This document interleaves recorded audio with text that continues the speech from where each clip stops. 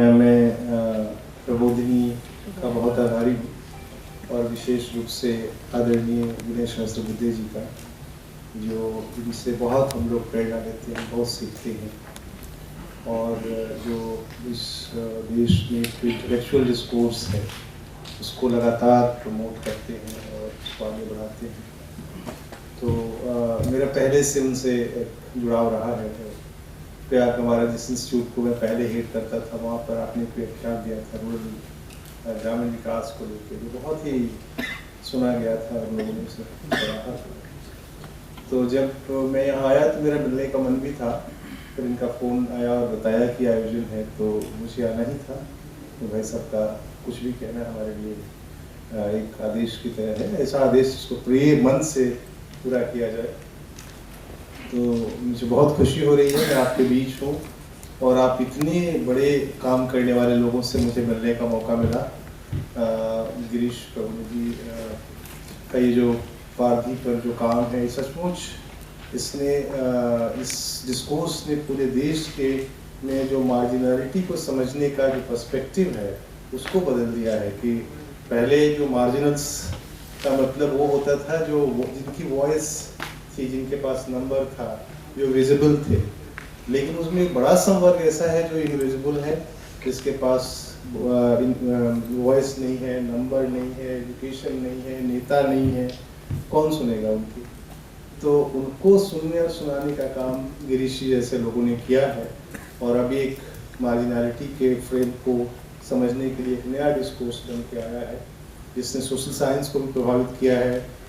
और सामाजिक परिवर्तन से जुड़े हुए जो अभ्यासक हैं उनको भी प्रभावित किया है। दामले जी से मिलने को मिला, सभी हमारे लिए सभी बहुत ऐसे लोग हैं जिनको मैं पढ़ता सुनता समझता रहा हूँ, तो मेरे लिए बहुत खुशी की बात है यहाँ आना। और मुझे ये लगता है कि ये जो अभ्यासक शब्द आपने लिखा है बहुत ही अच्छा शब्द है। मुझे लगता है हिंदी जो मैं कहता हूँ कि हिंदी समृद्ध होगी ऐसे ही प्रयासों से, क्योंकि हिंदी में ये शब्द नहीं है। हिंदी में ये अभ्यासक शब्द बहुत अच्छा शब्द है, यानी ये जो प्रैक्टिशनर जो होते हैं, जो काम करते हैं, तो ये जो अभ्यासकों का सम्मेलन आपने किया है ये बहुत ही अच्छा प्रयास है। और तो आप सबसे तो सीखा ही जा सकता है, आपके सामने कहा क्या जा सकता है, क्योंकि आपने तो जीवन को समझा है, देखा है, उसमें काम किया है और उसको एक परिवर्तन के औजार के रूप में आपने बदला है अपने अनुभव को। एक नॉवलिस्ट जिनको हम लोग पढ़ते हैं, मिरान कुंदेरा, वो कहते थे कि कुछ लोग हैं जिनके पास अनुभव है पर भाषा नहीं है, कुछ लोग हैं जिनके पास भाषा है पर अनुभव नहीं है, लेकिन आप लोग ऐसे लोग हैं जिनके पास अनुभव भी है और भाषा भी है। तो ये जो अभ्यासकों का ये जो वर्ग है, ये कम्युनिटी से जोड़ने और जुड़ने का सबसे प्रभावी माध्यम है, क्योंकि आपने उनके साथ रह के उनके जीवन को देखा है, अनुभव किया है और उसको एक भाषा भी दी है, एक साथ साथ उनके लिए एक आर्टिकुलेट करके उनकी योजनाएं बनाई हैं उनके विकास और विस्तार के लिए।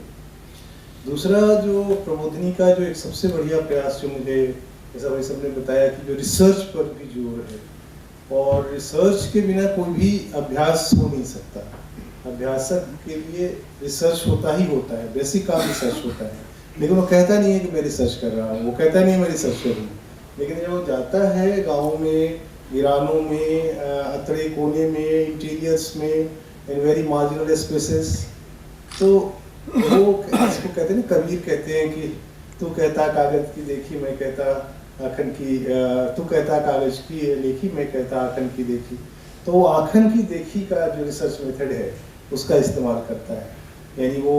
क्वेश्चनर लेके सवाल नहीं करता जैसे, लेकिन वो जो देखता है, फील करता है, ऑब्जर्व करता है, उससे फिर वो अपनी प्रैक्टिस की योजनाएं बनाता है कि हम कैसे काम करेंगे, क्या करेंगे, क्या क्या कैसे कैसे इनका जीवन बदलेगा। और उसके लिए वो एक बहुत ही धैर्य के साथ काम करता है। जैसे कहते हैं ना, पानी पत्थर को काटती है, तो पानी धीरे धीरे पत्थर पे जाती है। पहाड़ों में देखा होगा आपने कि नदी तो कई सालों में जाकर पत्थर को काट पाती है। तो उसी तरह से छोटे छोटे अभ्यासों से ये जो अभ्यासक हैं ये समाज को बदलते हैं और वो बड़ी धीमी आवाज़ होती है, सुनाई नहीं पड़ती है, मीडिया उसको डॉक्यूमेंट नहीं करता, रिकॉर्ड नहीं करता, लेकिन वो समाज में परिवर्तन की गति को आगे बढ़ाती है। तो मुझे लगता है कि ये वो समुदाय है भारतीय समाज का जिसकी जो हमेशा से रहा है, यानी हमारे आदिम यानी वैदिक समय से जो एक ऋषि मुनियों की परंपरा थी, वो इसी तरह के अभ्यासक थे जिन्होंने कहीं ना कहीं रह के और उन समाजों को बदला, उन समाजों में काम किया। हम लोग जब हिस्ट्री के स्टूडेंट थे तो पढ़ते थे कि परशुराम ने केरल को खोजा था, केरल समुद्र में कहीं था, परशुराम ने उसे खोज के निकाला था। अब वो खोजना एक सिंबल है, खोजने का क्या मतलब है? इसका मतलब कोई एक ऐसा लोकेशन रहा होगा जो बहुत ही इनविजिबल रहा होगा और परशुराम ने अपने ज्ञान और जो पराक्रम है उससे उसको सामने लाया होगा। तो ये एक प्रक्रिया है जो बहुत पहले से भारतीय समाज में, अंग्रेजों के समय में आपने देखा ही, जो हमारे यहाँ सारा जो सोशल रिफॉर्म मूवमेंट रहा है, जो बड़े बड़े राजा राम मोहन राय से लेके और स्वामी दयानंद जी, विवेकानंद जी, ये सारे उसी परंपरा के लोग हैं। तो जो अभ्यासक होता है उसके पास ज्ञान भी होता है और ज्ञान का प्रैक्टिस होता है, ज्ञान जो प्रभावी ज्ञान होता है, जो बदलता है, सिर्फ किताबी ज्ञान नहीं होता है, जो आर्मचेयर स्कॉलर नहीं होता, वो उसका ज्ञान बदलता है लोगों को। और मुझे लगता है कि we need such kind of academics also, not only हमें अभ्यासक ही नहीं, मुझे लगता है ऐसे एकेडमिक्स भी होना चाहिए जिसमें अभ्यासक हो, जिसके भीतर एक अभ्यासक हो, तभी वो एकेडमिक्स प्रभावी होगी। नहीं तो वो फिर एक किताब से दूसरी किताब, दूसरी किताब से तीसरी किताब बनती जाएगी, and that will not change anything, that will not do anything, that will not mean for anything. So in that way, this is very, I think, appreciable effort by you all people, those who are working in the margins of the margin, in the very marginal spaces of society, documenting those. भाई साहब ने एक और अच्छा शब्द किया, उसके बाद डॉक्यूमेंट करते हैं। जो डॉक्यूमेंट है वो बहुत इम्पोर्टेंट चीज़ होता है, प्रोसेस ऑफ अभ्यास। और वो जो डॉक्यूमेंट होता है वो दो तरह से होता है, एक तो आप उसको कागजों पे लिखते हैं, या दूसरा होता है आप उसको अपनी स्मृति में दर्ज करते जाते हैं। तो ये जो हमारे अभ्यासक हैं या इंग्लिश जैसे लोग, उन्होंने अपनी डायरियाँ भी लिखी होंगी, चिट्ठियाँ भी लिखी होंगी, पत्रियाँ भी लिखी होंगी, लेकिन अपने स्मृति में, स्मृति का खजाना में उसको डॉक्यूमेंट किया होगा। और वो एक बड़ा प्रभावी काम है, जो कहते हैं कि मेमोरी जो होता है वो फॉरगेटिंग के खिलाफ लड़ने का सबसे बड़ा हथियार होता है। तो स्मृति को जागृत करना एक बड़ा काम है और वो हमारे अभ्यासक समूह करता है। दो तीन बातें कह के मैं अपनी बात समाप्त करूंगा। छोटी छोटी बातें प्रस्तावित कर रहा हूँ जो इन दिनों हम लगातार सोच रहे हैं। अब चूंकि एक सोशल साइंस इंस्टीट्यूट से आए हैं और एक दूसरे सोशल साइंस इंस्टीट्यूट को देख रहे हैं, तो मुझे एक सबसे बड़ी बात लगती है कि अभ्यासक, एक तो ये परंपरा है जो मैंने कहा कि आदिम समय से, हमारे वैदिक समय से अभी तक एक समझो जो समाज में meaningful change for everyone, change for making very summer society, एक इस तरह का संवर्ग है। फिर जो वेस्टर्न एजुकेशन के बाद एक और जो कॉलोनियल इम्पैक्ट हुआ, उन सब के साथ एक जो बौद्धिक चेतना पैदा हुई, उसने एक खास तरह से एक ऐसा सोशल वर्क का नोशन खड़ा किया, सामाजिक कार्य का, जो प्रतिरोध में विश्वास करता है, resistance, protest, dissent, that leads to violence too. तो वो उसकी भाषा और उसकी पूरी डिक्शन, पूरा ग्रामर खड़ा करता है। वो एक समय में खड़ा किया गया और एक समय में उसका अपना अर्थ भी रहा होगा समाज में, जब समाज अपने को निर्मित कर रहा होगा। लेकिन मैं बार बार प्रश्न करता हूँ कि क्या आज उसका क्या मतलब रह गया है? क्या समय जो बदला है उसको हम समझ पा रहे हैं? क्या जैसे हमारे जैसे आपने देखा होगा कि स्टेट है, तो राज्य वर्सेस पब्लिक, हमेशा हम लोग राज्य और वर्सेस को खिलाफ खड़ा करते हैं, राज्य और पब्लिक को। लेकिन 1990 के बाद से जब न्यू लिबरल इकोनॉमी आई और उसके बाद से जो नए चेंजेस हुए, क्या उसमें राज्य की कैरेक्टर में कोई परिवर्तन नहीं आया? क्या उस पब्लिक की कैरेक्टर में कोई परिवर्तन नहीं आया?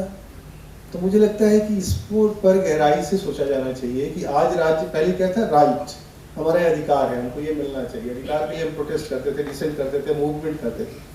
अब राज्य कहता है ये भी ले लो, ये भी ले लो, ये तुम्हें हम क्या है जो हम नहीं तुम्हें देना चाहते हैं, सब कुछ लेके आपके पास पहुंचता है, क्योंकि उसको एक राज्य के अर्थ को समुचित करना है, उसको रूप देना है, जिसको आप अंग्रेजी में कहें और सोशल साइंस के लैंग्वेज में कहें तो legitimacy, seeking the legitimacy from the public, उसको लेना है, इसलिए उसके पास वो पहुंचता है। दूसरी तरफ पब्लिक जो पहले प्रोटेस्ट और डिसेंट में विश्वास करती थी,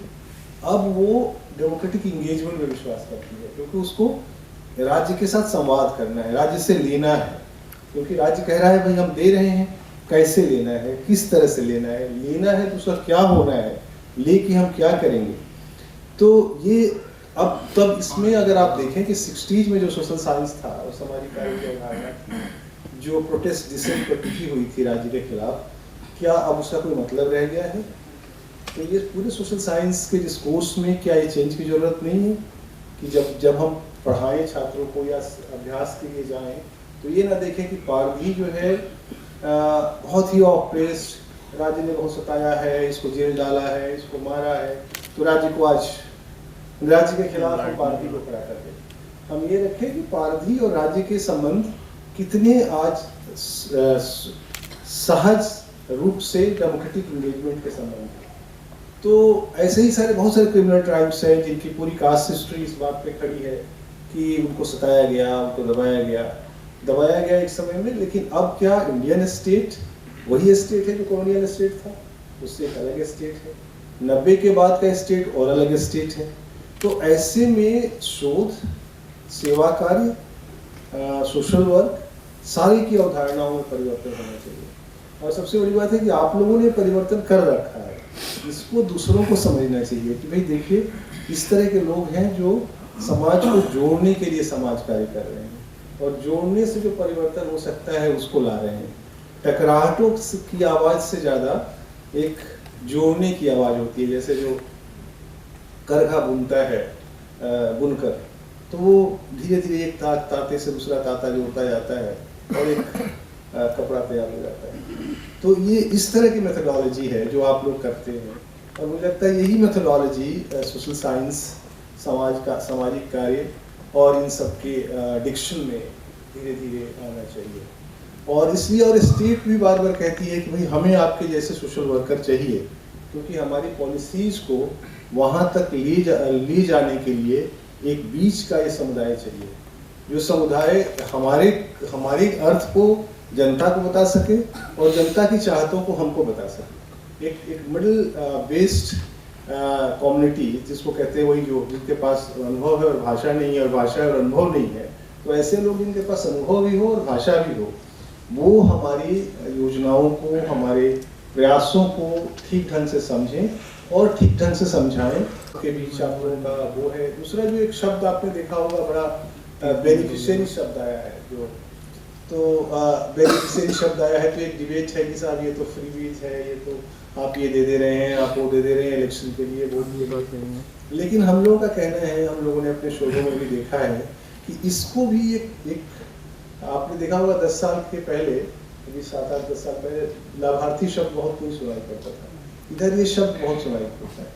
दूसरा क्या हुआ है कि पुअर शब्द, अगर आप गाँव में जाएं तो कोई पुअर शब्द का इस्तेमाल न करता है न करना चाहता है, क्योंकि सब्जेक्टिविटी में चेंज आया है, जो स्टेट के साथ इंगेजमेंट बदला है, तो वो जो पुअर है वो लाभार्थी में ट्रांसफॉर्म हुआ है।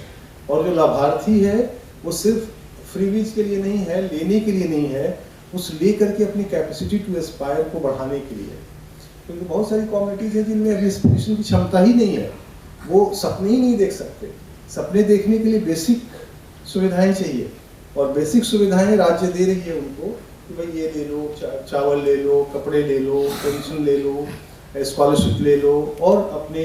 सपनों को आगे बढ़ाओ। तो वो एक तरह से उसकी कैपेसिटी बिल्डिंग कर रही है एस्पिरेशंस के लिए। तो वो सिर्फ ऐसा नहीं है कि लेके और जैसे पहले था कि हर स्टेट अपना एक बेनिफिशियरी बनाता था। कांग्रेस के भी बेनिफिशियरीज थे, उसके पहले के स्टेट के भी बेनिफिशियरीज थे, लेकिन उसमें क्या था, वो दे करके भूल जाने वाला मामला था कि दे दिया, उन्होंने ले लिया और वो भी अपना वोट दे के भूल गया और आप भी भूल गए। यहाँ क्या है कि एक लॉन्ग टर्म इंगेजमेंट है, एक प्लानिंग का हिस्सा है कि हम जब ये करेंगे तो इससे आपकी कैपेसिटी बढ़ेगी, कैपेसिटी बढ़ेगी तो आप एस्पायर करेंगे, एस्पायर करेंगे तो आप बेहतर जीवन के लिए फिर आप एंटरप्रेन्योर में बदलेंगे, यानी अपनी अपनी लाइवलीहुड को खड़ा करेंगे, फिर आप अपने सपनों को आगे बढ़ाएंगे। फिर तो एक तो ये बड़ा शिफ्ट आया है डेमोक्रेसी में, मुझे लगता है कि इसको एक डिस्कोर्स के रूप में समझा और समझाना चाहिए कि ये जो प्रयास है ये डेमोक्रेसी को डीपेन करने का प्रयास है, ये एक तरह से डेमोक्रेटिक रिसोर्सेज के लॉन्ग टर्म इन्वेस्टमेंट है जो सरकार कर रही है, और इससे समाज में बड़े परिवर्तन हो रहे हैं। एक आपको छोटा उदाहरण उत्तर प्रदेश के गाँव का देना चाहते हैं, हम लोग फील्ड वर्क करते हैं। अभी मैं कल एक ICSR के सेमिनार में बोल रहा था, तो वहाँ कहा कि साहब ये जो चावल मिलता है तो लोग क्या करते हैं कि बेच देते हैं और शराब पी लेते हैं, शराब खरीद लेते हैं। तो मैंने कहा कि ये आधी कहानी है। आधी कहानी ये है कि जो ये 5-5 किलो चावल मिलता है, एक परिवार में 5 लोग हैं, मान लीजिए 25 किलो मिला, तो 25 किलो आप खाएंगे तो नहीं, तो आप क्या करते हैं कि उसको बेचते हैं, साथ में आपका पेंशन का पैसा कुछ आ गया, कुछ और तरह के जो सरकारी सपोर्ट स्कीम से पैसे आ रहे हैं वो आ गए। तो बेटे का पैंट फटा हुआ है, स्कूल में फ्री है एजुकेशन, लेकिन पैंट फटा हुआ है, पैंट सिलवाने का पैसा कहाँ से आएगा? जिस पैसे से आप उसका पैंट सिलवाते हैं तब वो स्कूल जाता है, तब आपके सपने बढ़ते हैं कि कल वो इंजीनियर भी बन सकता है। तो ये छोटा सपोर्ट आप समझ लीजिए पैंट सिलवाने और कपड़ा सिलवाने का के सपोर्ट में बदलता है, और वो एक जो आपने थोड़े पैसे बचाए, आपने एक ठेला ले लिया, रोड के सामने खड़ा कर दिया, क्योंकि रोड हो गए हैं, प्रधानमंत्री सड़क योजना, बड़े बड़े हाईवेज, कम्युनिकेशन, मोबिलिटी, ये जो चरण है ये मोबिलिटी का चरण है, ये जो विकास का ये जो चरण है ये मोबिलिटी का चरण है। हर कोई मोबाइल होना चाहता है, गति का चरण है। तो इसमें आवाजाही बहुत है, आवाजाही बहुत होगी तो जो मनी की गति बढ़ेगी, गतिविधियों से बहुत सारा ट्रांजेक्शंस होगा, तो लोग अब ठेला लेके खड़े हो गए, अपनी सब्जी वब्जी कुछ लेके, कोई अलग अलग लोकल प्रोडक्ट लेकर के। ये हर जगह आप सूरीनाम में चले जाएं, मॉरिशस में चले जाएं, आपको ये प्रक्रिया अभी भी दिखाई पड़ेगी, जो इतने मॉडर्न कंट्री हो चुके हैं। यहाँ भी अब आपने देखा होगा सड़कों पर, तो उससे क्या होता है, थोड़ा पैसा आता है, पैसे की गति बढ़ती है, पैसे का गति बढ़ेगी, पैसे की गति बढ़ेगी तो समाज में मोनोटोनी टूटेगी, समाज आगे बढ़ेगा। तो जो छोटे छोटे परिवर्तन हैं, उन परिवर्तन सपोर्ट्स हैं, they have change a lot in our social processes of change, and they have also intervened in a big way to break the monotony, rupture the monotony of the society, और एक समाज में गति। बनारस में आप देखिए ये टेम्पल बना है शिव का, जो पूरा वहाँ का विकास हुआ है, तो कोई कह सकते हैं साहब ये तो आप देखिए टूरिस्ट फ्लो कितना बढ़ा है वहाँ। टूरिस्ट फ्लो बढ़ने से क्या हुआ है, वहाँ के आसपास के गांवों में पैसे की आवाजाही बढ़ी है, और उसने गांवों के जीवन को बहुत तेजी से बदला है। गांव जैसे लग ही नहीं रहे कि वो गांव थे जो पहले जहाँ लोग शाम को सोए रहते थे, या बहुत स्लो मध्यम गति का जो गांव होता था, उस गांव में अब एक एस्पिरेशन, आकांक्षा, ये सब चीज़ें बदली हैं। तो मुझे लगता है कि ये बहुत नोशनल चेंज हुए हैं। आप लोग अभ्यासक हैं, आप जनता के साथ अब लगातार काम करते हैं, ये हम लोग अपने लिए कह रहे हैं कि हम क्या सीखेंगे इससे, और हम आपके कामों से कैसे अपने को जोड़ेंगे। एक तो डिस्कोर्स में एक नए चेंज की ज़रूरत है, दूसरा आप जो कर रहे हैं उससे हमें अपने को जोड़ने की ज़रूरत है। तभी हम अनुभव जो आपके पास है और भाषा जो हमारे पास है उनको जोड़ पाएंगे, नहीं तो हम आधे पड़े रहेंगे, आप आधे पड़े रहेंगे। तो हमारा और आपका संवाद बहुत ज़रूरी है, और मुझे लगता है कि Tata institute social science social work की दिशा में लगातार काम करता रहा है, और वहाँ भी तरह तरह की डायरेक्शंस हैं सोशल वर्क के। मुझे लगता है कि ये जो डायरेक्शन सोशल वर्क का है इसको भी आगे आना चाहिए, वहाँ जाना चाहिए, और हमारे डिस्कोर्स को बदलना चाहिए। धीरे धीरे हम संवाद बढ़ा रहे हैं। वहाँ हम लोगों ने पिछले 2 महीने में इस तरह के जो हमारे अभ्यासक हैं विभिन्न क्षेत्रों में काम कर रहे हैं उनको बुलाते हैं। गिरीश जी को भी चाहेंगे कि कभी हमारे यहाँ आएँ और आप सबको समय समय पर हम लोग वहाँ पर आमंत्रित करेंगे, ताकि वो आपके लिए नहीं, हमारे लिए ज़रूरी है, हमारे छात्रों के लिए, हमारे फैकल्टी के लिए एक नई चेतना की ज़रूरत है। और इससे एक जो विकसित भारत हमारे प्रधानमंत्री जी कहते हैं, और एक नया भारत भी कोई कह सकता है, एक सुखी समृद्ध संतुष्ट भारत बनने में मदद मिलेगी। तो मुझे बहुत अच्छा लगा आपके बीच आके, और हम लोग एक नई तरह से एक समाज में जो छोटी छोटी आवाज़ें हैं, बिखरी आवाज़ें हैं, इधर उधर ऐसी आवाज़ें हैं जिन तक कोई पहुंच नहीं पाता है, उनको सुनने में आपकी मदद हमें भी बहुत है, और स्टेट को भी ज़रूरत है, और हम सब मिल के काम करेंगे। बहुत आभारी हूँ मैं कि आपने मुझे बुलाया। बहुत बहुत धन्यवाद।